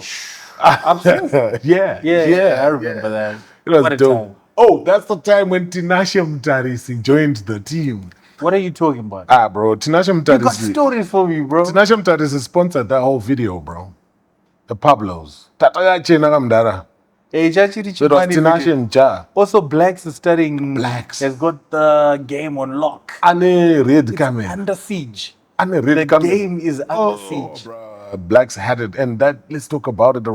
We We had never seen anything like that. Tinashe Mtarisi came in, was sponsoring MTM about that time. So Tinashe was always the money guy. Was the money guy, man. Came through, sponsored the Yeah, team. he was popular for throwing around money, bro. Like since Alec Macheso, everyone knew to say, "Oh, this guy is doing it, he's doing it." You know, I guess that guy had a long-term vision. Because if you look at what he's doing right now, and that time, you can understand to say, "Oh, this guy wanted to do this, and that." He always saw it from the beginning. Yeah. We So should get him up here, man. yeah. You need to talk to that guy. I need his decade. Do you know what? Which decade would you think Mtarisi would? He can do 2015, because that's about the Macheso time. Okay, so maybe we can catch him around 2013. Yeah, 2020. 2014. 2014 to like Because 2023. he really kicked off Namacheso. So he's going to tell you his early stories about how he started the company and everything. But musically, 2014, 2015, if you talk to him about that time, I'm pretty sure he's got some interesting things stories. until now. Hey man, let's put out the ad. Like you tell Big Bro to pull up. Yeah, man. Yeah, man. Which one? We gotta tell Mtarisi he needs to pull up on me. Oh yeah, There's a camera. Tinashe Mtarisi, Mr. Mandevu, Mr. Paintman. You need to pull up on this guy here, you know, and talk about, you know what? I read, Mr. Hey, Paintman, Wagwan, you know, Wagwan Paintman. Wagwan Painterman. So I feel like I respect a few people that actually go out and get the proper people with the stories to come and tell their stories. And Mr. Mtarisi, you have no reason to come here because you have everything that's here at your own studio, but you don't have this guy. Let him know. That's what's up. You need to come here and tell your story. Painter man. I hope they cut this and make it like the highlight and and push, because that guy's got stories for decades. I want to talk to him actually. I want to talk to him. I think he's got stories for Yeah, he's got stories, man. So the Chekeche happened. Tinashe Mtarisi is also sponsoring that as well, and a couple of other guys. We're starting to do shows as MTM now. We had the whole country on lock, bro. Chekeche. But 2018 is when Teo happens, right? Oh, Teo. Oh my gosh. But and when Teo happens, Nema just takes off. Yes. It takes off. Bro, Nema. You remember that beat? Yeah, Nema was done. I did it the beat. I did it in 2015 on my way to Harare, right? And then I kept it, set on it. Something happened. I'm not yet ready to talk about it. Come on, this is where you give me the exclusives, bro. But give me a moment, bro. But I need this for my career, bro. I need this. The beat was rejected somehow. We had a plan. Rejected the beat? I sent it to Winky D. So we had some sort of plan. Then. Yeah, it was. Someone just tell the story, Tamuka. You can't do that. Nah, I won't. So we wrote Nema around 2018, right? I finished everything, and he was like, you know what? I want to put Killer T on this song. So this whole time we couldn't really get in contact with Killer T. Sometimes we'll meet. It's like, oh no, I'll come. And then around 20. Teo was 2018. Later 2018, right? Killer T just pops. He's here to see Jah at the studio. You're like, we got a tune for you. And X is like, Killer and Dona Killer Panza. I pull the tune. I go to his car. I'm like, I was about to come on. Oh, flash that. He's like, let's do this now.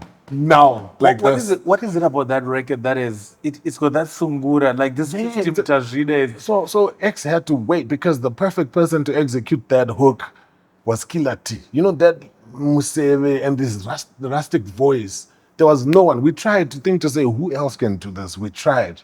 Macheso was a bit out of reach, but if it wasn't Killer T, it was going to be Alec Macheso. Alec would have murdered it. He would have murdered it. But I cannot hear that song with Goma Alec on it. Bro, no. Killer T got into the studio. One. And X is like, bro, mix and master it right now. Mixed it, mastered it. Boom. MP3 per disc too. Papi's like, wait. So that gave us the fuel for the album. And Papi's like, no, we got this song, bro. Let's do an album now. How did you get people like Madiz to be on that album? No, Madiz has always been an OG to me because we grew up literally in the same hood. Mkoba. So there's a story that Madiz knows. Only Madiz knows. It's called Ndiro Ngadzizoke. So Ndiro Ngadzizoke. So I grew up at my grandma's place, right? We're like 20 of us who are Zukuru. Papi kwasadza maplates ari kupakirwa akazara chi. Unenge wakajegera pakitchen unit wakaaya kuti iyo ine nyama yakawanda ndo yangu iyo. Chinzi chiuya mutore maplates vanotora yachi. On the way mucorridor kuenda kusitting ndikurova chichibva because anything can happen. Uchisvika uchinogara pasi so kubva kwashedzerwa kukitchen kuti ndiro ngadzidzoke. So what would have happened is pane munhu wana akanganwikwa. So makukamurirwa, you know.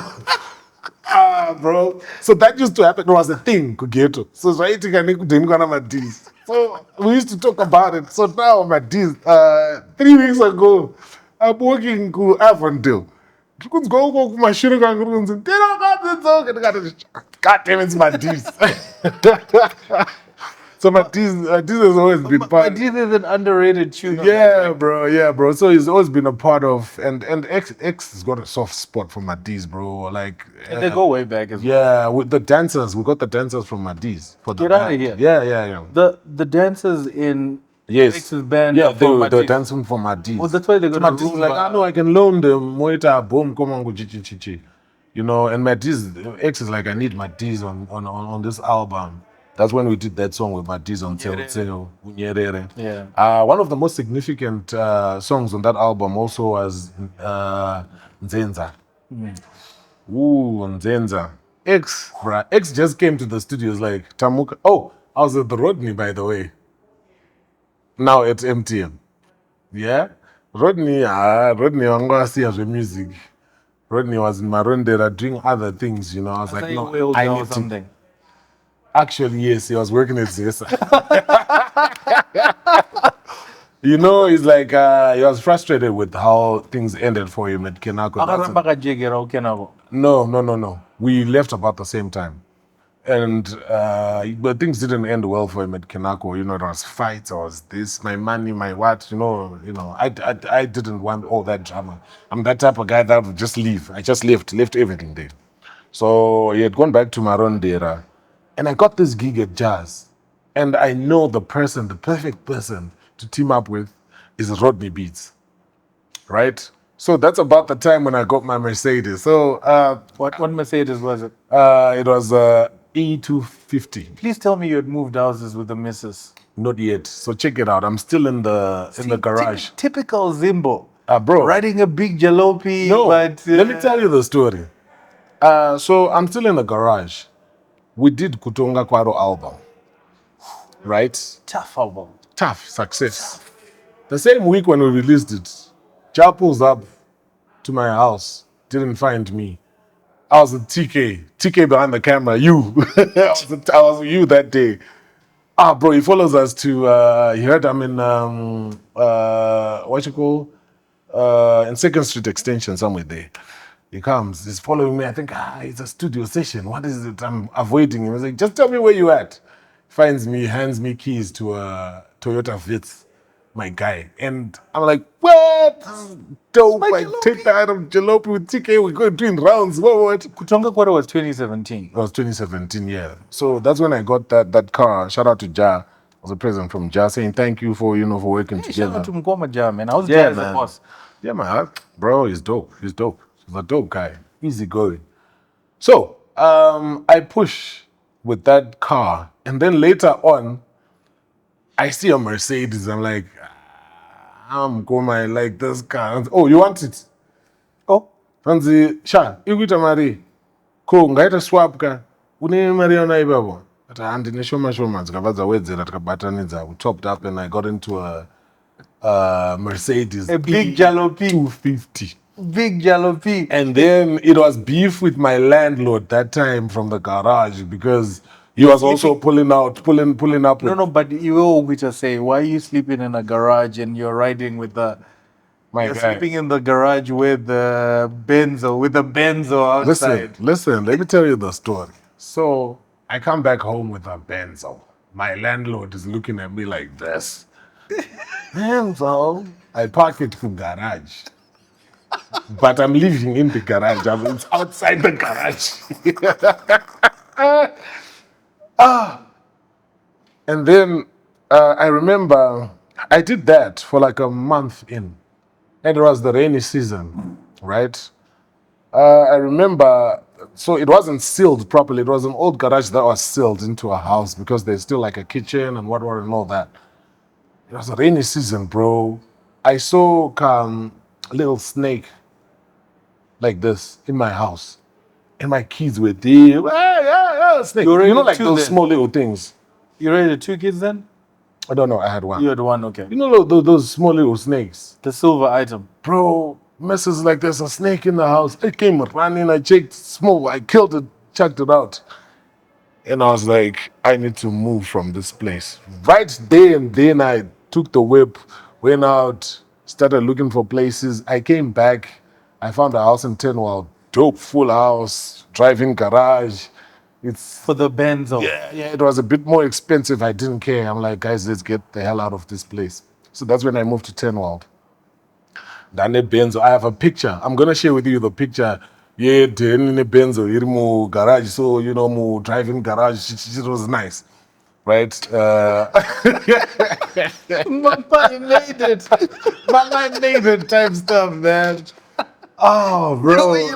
Yeah. Garage. Yeah, bro. And things are starting to look up as well. I'm recording other artists. I had freedom to record wherever. No, but you guys are not working on a significant album in Chitu. Yes, yeah. And Jah is starting to become more regional. Yes. So that's when a lot of those collabos are starting to happen. The collabos, Davido, bro. But those collabs just happen too fast, bro. Like this is 2018 now. Yes. Tell me about 2018, bro. Like I traveled a lot. We're going to Nigeria. We're meeting Davido. I'm scared shitless. I'm looking at this guy, OBO. How far now? And then we go back to Joe. It was as if you're not telling the story properly. I'm not allowing. I'm going to allow you to do this. So this is probably the last time you're on wax. All right. So we met Davido. No, we didn't meet Davido in Nigeria. We met him at the video shoot in Joburg, in Sandton, because we sent him files. He did the recordings in Nigeria and sent them to us. And then we went to South Africa for mixing and mastering. And then we went for the music video. I'm in the video. Do you know I'm in the video? Yeah. So, my Lily, I'm there, bro. I don't remember the video. I remember the opening scene at by the fountain. Yeah, and there's the club scene. I'm sitting there next to Jah with the cheeks and everything. Hey, bro, I probably saw the chicks, bro. Get out of here, man. So, Danny J, where's the toners? I was wearing your cap. I bought it in Nemariangupa airport. And then I decided to put, and then the governor texted the boys, ndokafika masine nyuka 0. Apangana monagandi. Here's a lifetime. I need that because I was one of the first people to be in an international feature with Davido wearing Boys Zetona's merch. You need to shout me out. You need to give me merch and money. I want money. Danny J. Owe me money. Email yako Tamuka Mponda@gmail.com. Right. Name placements away. Yes. Boys invoice. You in boys zako anamkoma Jenny. So through Santon, bro, I'm gonna feed him. I'd never lived a life like that, bro. We were booked at what's Michelangelo, yeah, by the mall. Listen, booked there. We were getting picked up by a Phantom. Phantom? Yes, Phantom. Some sports car and a V-Class bus. We're doing shopping, so per budget. My guy. So Muswe shoot Naganzi Tamuka. There was a dedicated driver. So he took the Phantom. It's like I remember they gave me 10,000 rands to go and look for clothes. That's a lot of but there's a lot of stash just for shopping for threads. I think I just used like 3 grand. Pakanaka, bro. And we're going to Universal Studios, changing studio to studio, doing this out. You know, we were living like superstars at that time. You are superstars. You know, and that's about the time also when we did the Yemiala Day a bit later. What else? We were just doing a lot of features, bro. And there's some stuff that didn't come out. We later on did Pato Ranking. We did some trials with Wizkid.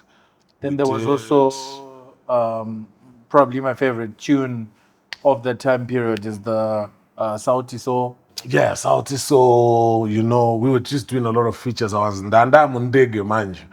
Up and Ndanda passport. My passport bros. Bro, I'm doing Spain, I'm doing this, Nigeria, easy. Tell me about the Jah Cure story. Oh yeah, the Jah Cure Story. Man, it's a long story. Man. Shout out to Miss Shally. Miss Shally is the one that put it together, the feature. So we did. Jah was looking for Jah Cure for a long time, and finally he came through. But he said, you know what? If you want to do the song, come to Spain. Pull up on me. And then Miss Shally, Shally doesn't joke around with us. Shally's Shout out to Miss Shally. Shally's a go-getter. She's like, let's go to Spain. Like extraordinaire. I'm like, Spain. She starts doing visas. Visas come out. And they will Spain. Business class. Dubai exchange.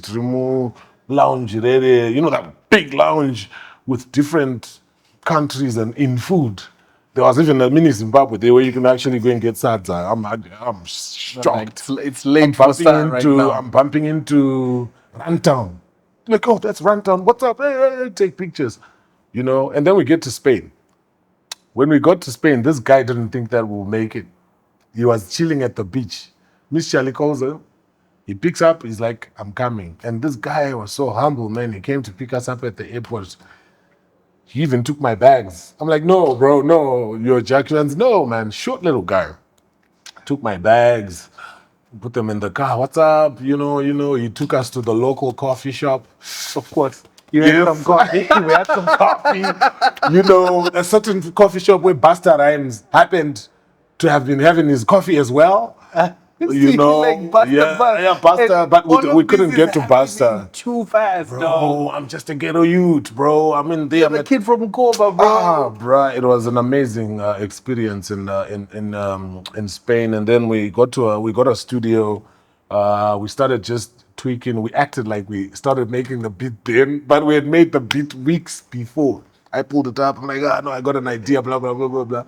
You know, it acted like it was in the spot. You remind me of the story. Brian Fogo tells me about the time where he won a Grammy. He says the guy who made it all happen. He told me, he's like, act like you've been here before. Like, yes, dog, act like you've done this before. That's what I did, bro. But you know, at Jah Cure, he had a way of just, you know, breaking the ice, making things calm, because we never talked about work. The whole time we were drinking coffee, this and that. You drink coffee? Yeah. We almost forgot that we came to Spain for music until it's like, no, let's hit the studio. So everything was just like cool. When I said there, I started demanding things because I was starting to grow big headed and like a superstar. No, I need a Spanish guitar. There's a certain guy that I know. He lives in, and then they had to fly the guy to come. And I was like, yes. Miss Charlie's making things happen. Miss Charlie's shout out to Miss Charlie in there, bro. I need this. I need backing vocalist. Yes, I need this and that. I need an Avalon. You know, like a compressor that I've never used in my life. Like that's the one that I want. I want a desk. You know, I was just touching things. You know, like, but these are just happening with your laptop. Yeah. And then we made that record in Spain, you know, and then we shot the video later. Greatest time of my life, you know. And Jah as well, you know, he was in there, represented. Jah Cure never made us feel like we're underdogs. That's how that record came to be. And then we came back home. And we actually got the guy that shot Mfana Murungu, that shot the videos to Miss Shally flew him to Zim to come and edit the video. Mati number Miss Shally.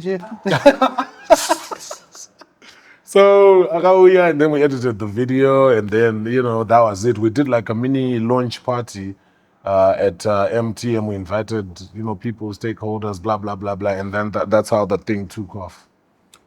Where are you in your personal life, 2018, close of 2018? I'm dropping that album finally, bro. Stop bothering me for that album. It's coming. Yes. So from 2018, I'm starting to work on myself. I remember you were telling me, bothering me about the album from 2019. Around that about time. there. Because you were But now I'm dropping transitioned. it. Now I'm dropping it, I swear. So, I'm starting to work on myself and more on XQ. Because I noticed, bruh, it's basic. It's not astrophysics. XQ has been with me all this time. He took me to this place. He still has roughly another 20 years, according to the music that he's making. That's the guy that I need to stick to because he's going to put food on my table. And we are brothers like that. And Nutty as well, because we're on the same trajectory. So I'm working on XQ more now. But you're on top of the world as a producer. You're producing the biggest artists in the country. Bruh. But you know what? If you look at my journey, like the stuff that we've been talking about, there was nothing new to me anymore. I had moved from label to label. I've been working with the biggest artists. From city to city. I've traveled, I've done this. So I didn't really care about the fame or all that. But mind you, even from Gweru, I was still famous in my hood. So, the flashing lights were not new to me. That's how I handled it. And I never went out regular when I was at MTM. It was just the studio home. Sometimes, when TK behind the camera comes from the UK, would go out and do some crazy shit. Trust TK. Yeah, man. Yeah, man. Something crazy. Yeah, but he's a Bali now. We're both Balis. We're chilled. So 2019, what's happening in 2019? 2019, Teo is booming. I'm working on more singles with XQ and working on Jah Prayzah's albums as well, because I think that's about Chitu. Should be 2018. 2018. 2019. No, 2019, that's the Exodus, isn't it? Yep. Yeah, that's the Exodus. Oh, you know what you're talking about. So, yeah, 2019, But man. we're missing something really key around the 2018 area because that's when Kanjiwa comes out. Oh, Kanjiwa, bruh. So, how Kanjiwa came about? Nash, Mkomati Nash Mtaris. Painterman, you need to come and explain yourself. So, around that time, Mr. Mutaris is working on a phone brand called Avion, right? Man, they've been hustling For a while. He's He's working on a phone brand and on the Avion. He's like, yo, Tamuka, that's the time when rhythms were the thing. You'd make a rhythm to advertise anything.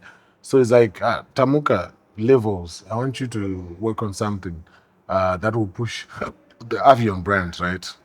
And coincidentally, me and Levels, we had sat down and made this rhythm before it was called Avion, right? And he had already started recording. And Mr. Mtarisi came. We're like, yeah, we actually have something, with a couple of dancehall artists. And said, oh, no, Bazooka, yeah, we got all of them. Like, okay, so can we call it Avion? Because we had called it Tamu Level, because Tamuka and Levels. And then we changed it to what? To Avion rhythm. But I'm mad. And then I'll tell you, bro, shout out to Tinashe Mtarisi. He doesn't know this, but Maria Handipapa Avion rhythm, do you know? Oh, Makazoshiga. Yes. I don't even know if my missus knows this. Oh, she Or knows. some of it. Well, takazotopa, but ndopakabva mari yachi tikabva tachinjazita tikarekoda. And then, when I went to Chill Sport Records, bro, I'm like, Levels, warekoda richi rhythm runs, and rekoda pfana. But when I'm fana akaipa anonzi Enzo Aisha, chimbonzi wachinira. Kanjiwa. I'm like, what? Munwese is hyping this thing. I'm like, yo, this is dope. And then I was fire, bro. And then I heard all the other songs on that rhythm. They were fire as well. But Kanjiwa was the most outstanding one, of course, out of the. That's when I started linking na Enzo Aisha low key, because I could tell with Mfana he's a bit different from the whole crop, because Chandai admire my artist. Catch salad, like he had that little Mfana weghetto but Polish, pane Polish. Arikuziya kuti Jordan 1 Jordan 2 aenda paChurchill. No, mkoma makarova Jordan 3 rakanaka. I'm like, who's this kid? Arikuziya. You know what I mean? Arikuonera D. Yeah, that's the time that I met Levels. Right. And Enzo. And this song just takes off, bruh. And I remember we released it 2 days before Agricultural Show.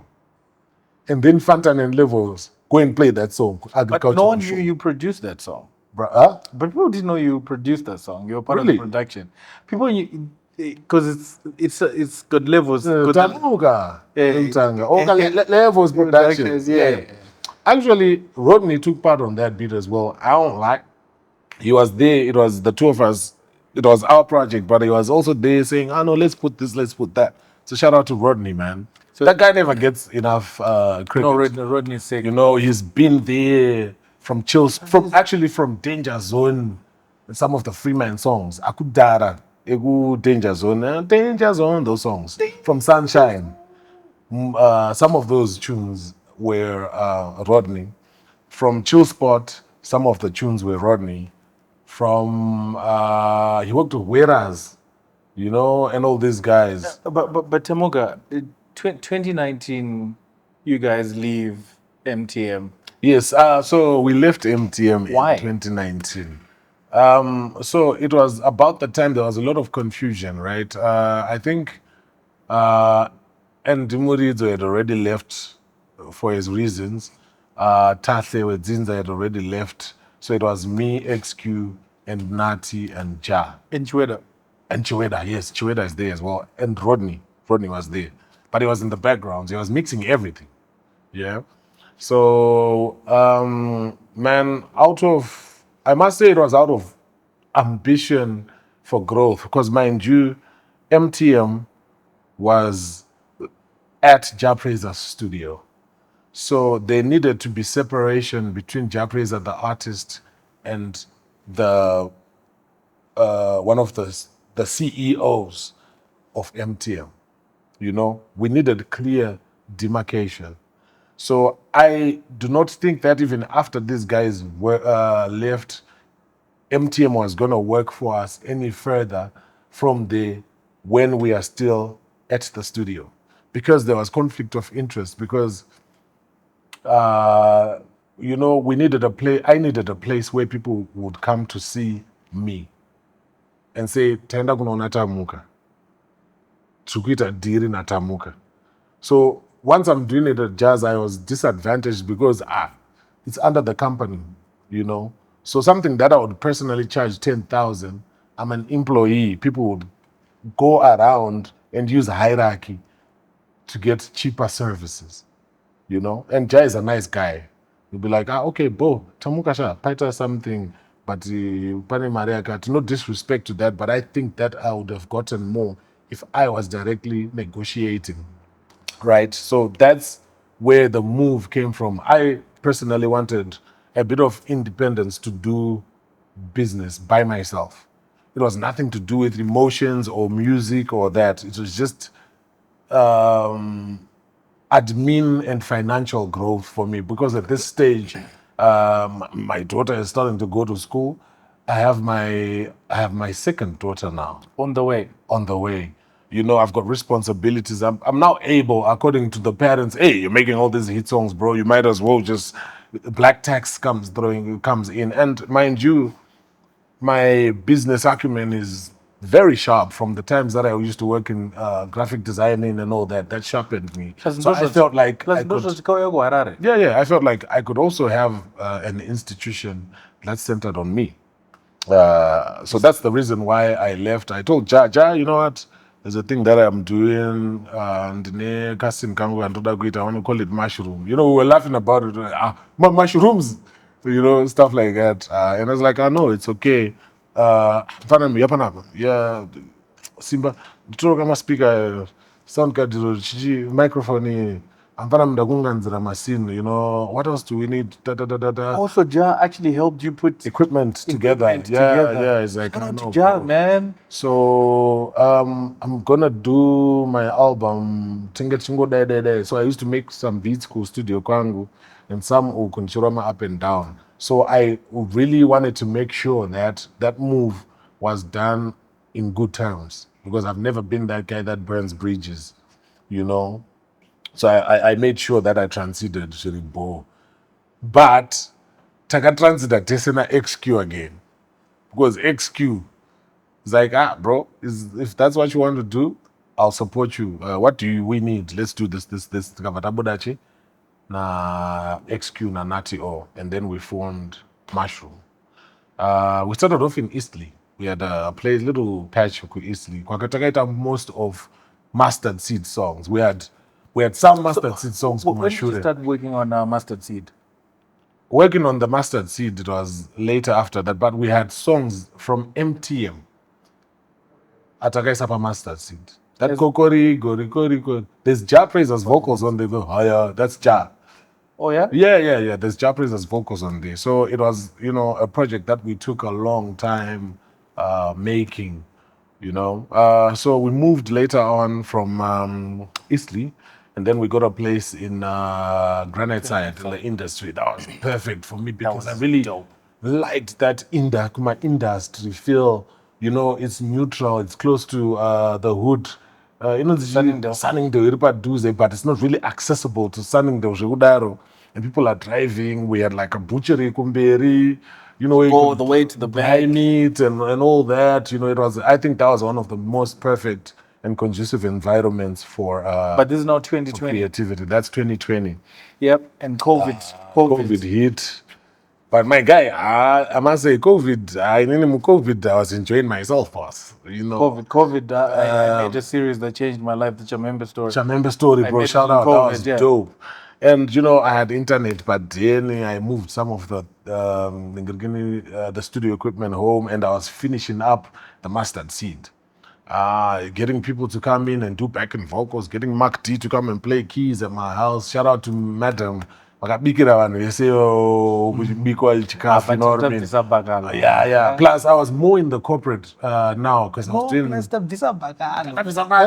You know what I mean? So I was more in the corporate during that time. So I had a couple of corporate gigs that I was doing, my adverts, my chichi, because people were now glued to their TV screens and phones. So these companies took advantage of that. So there was a lot of corporate gigs that used to come, you know, pachingoro transfer, or send, or so I got a couple of corporate gigs to cushion me so that I create stuff. That's COVID. Ndakapedza Mustard Seed. I finished that, and then I did that single Natakura. Is it Wanda Chooser? Yeah. No, Wonder Chooser came Later. It was there's a single I did with Takura. What's it called? Man, I've done too many singles, man. I'm gonna remember it. So I did a lot of things in lockdown, and it gave me, for me, it was dope because it gave me time at my house. You know, with playing near my kids, getting inspiration, taking a walk, coming back, making music, mixing and mastering. You know, I think that was an important phase for me for growth personally. How was COVID for you and the missus? We never really felt it, Segudaro, because we were paternity, so now we have our second child. You know, I'm doing this compared corporate. to the other years, you were not really around. Like, you were hustling. Yes. Bro, I was more at home. Probably COVID is the first time you actually spent bonding with the family. Chimbopota chimboita tempora nemapurisa chitiza, you know, and stuff like that. But so that was me during COVID. So I made a lot of progress personally. That's when I started learning the online game with the music distribution, because you had to look for alternative ways to make money, especially online, because we were chowing that online money. And shout out to Nash as well. We're doing those Garamumba concerts. Nash, come on, let's invite the Painter Man one more Painter time. Man, we are Chibaba. So, you know, we started doing those shows. Taito Mari, because Taito Bukwaka for Garamumba show, you know. And I was DJing, XQ was performing, I was his DJ. You know, we did all that in COVID time. For me, honestly, I understand it was a very hectic time for a lot of people. But for me, I had prepared for it. You know, I knew it was coming. We were informed. You know, I really set up my structures, and I made some money in that year. 21. 21, it's on its peak now. COVID is peak. It's peak. But mustard seed drops. Bruh. We knew it was going to be big, but not that big. Because paimbo vurwaga yembo viswa inonzichi lockdown bro. And that was 1990 mustard seed. Bro, that thing was just playing. And I was the messed up part, I didn't like Antipere Power, bro. What's the story behind Antipere Power? So Antipere Power, I knew it was a dope song, but I felt like it was a bit rushed because my new vision, Young Way Africa, when I did that project, I wanted to do Africa. That's the reason why we had DeMarco on there. That's the reason why we had Stonebwoy on there. And we got those collabos effortlessly, bro. How? Nutty was talking to Stonebwoy in his DMs. And one day, Stone was in South Africa. He called Nutty, yo, Wagwan, I'm in South Africa. Oh, he sends that song. And then I think it was the next morning, Stonebwoy sends the song with the verse and the stems. Can we just talk about the work ethic these international guys have? Like, I learned a lot when I was traveling. You know what? I really feel like, especially when I go to the UK, these people are serious about music. They have schedules. They don't sleep. They're doing J5. That guy, bro, he stays in the studio, literally. He's got a place that he stays at the back. He's got the studio, and he's got like a mini club where he actually plays the music and invites people to play the music that he just made. And this person's got schedules the whole day, probably in the whole night. So and everything is organized. I feel like we don't really take this thing very seriously in Zim. Did Mustard Seed change your life? It did, bruh. How? It did, bruh. Like, so finally now, people knew that I could make an international album. Yeah. So I started getting phone calls from outside Zim for the first time in my life. I got phone calls from Uganda, from Nigeria, people asking to do music with me. So, you know, we heard what you did with Nutty, everybody. So now that's my new line in 2021. DJ Tamuka, Mustard Seed, Nutty, Nutty, in any country that I would go. People knew this album, and we didn't do a lot. But did you guys capitalize on because also the timing of the album, it was so big at a time where you couldn't go out and perform the record. But it was also good. Why? Because that's the time when people were consuming the most online. These people started consuming data during lockdown and COVID. So we got mileage. People were streaming more.